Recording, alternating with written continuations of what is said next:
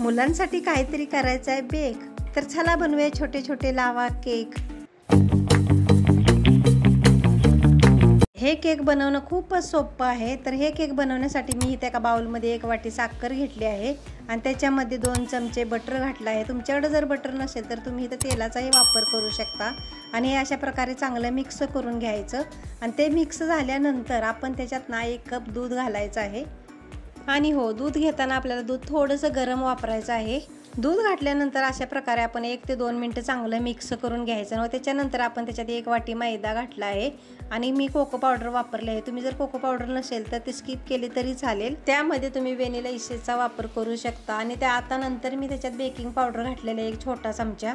तर अशा प्रकारे दुधामध्ये आपण सगळ्या वस्तू घातल्यानंतर 2 मिनिटं चांगलं मिक्स करून घ्यायचं, अति पण मिक्स करायचं नाही। अशा प्रकारे आपलं बॅटर तयार झालं पाहिजे, जास्त घट्टही नाही जास्त पातळही नाही।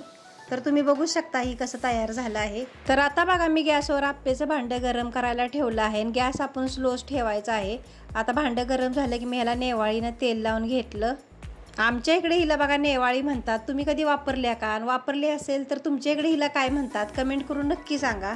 आता इथं आपलं भांडं गरम झालेलं आहे व त्याच्यामध्ये आपण आता अर्ध बॅटर घालून घेणार आहोत आणि मी बॅटर घालून घेते तोपर्यंत तुम्ही जर चॅनलला सबस्क्राईब केलं नसेल तर चॅनलला सबस्क्राईब करा आणि व्हिडिओला लाईक करायला अजिबात विसरू नका। अशा प्रकारे आपण अर्ध बॅटर घालून घेतलेलं आहे व त्याच्यावर आपण डेअरी मिल्क घालणार आहोत, पण तुम्ही चॉकलेट घालताना मी केली ती चुकी करू नका। तर मी बघा ती डेअरी मिल्क चॉकलेट फ्रीजमध्ये ठेवलं होतं, त्यामुळे ते परत आपल्या केकमध्ये वितळलं नाही। तर तुम्ही ते आणलं ना तर नॉर्मल टेम्परेचरवरच ठेवा। नंतर त्याचे छोटे छोटे पीस असे केकमध्ये घालून वरून राहिलेलं सगळं बॅटर घालून घ्या।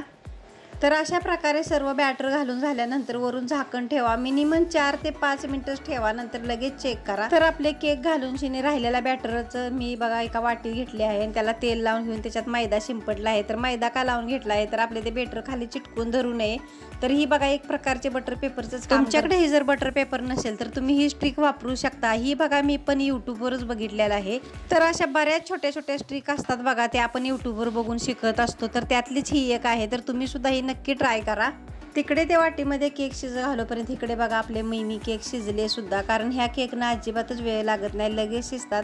तर हे अशा प्रकारे आता पलटी करून घ्यायचे आणि पलटी केल्यानंतर सुद्धा बघा जास्त वेळ ठेवायचं नाही, मिनिमम 1 मिनिटातच तुम्ही हे काढून घ्यायचे।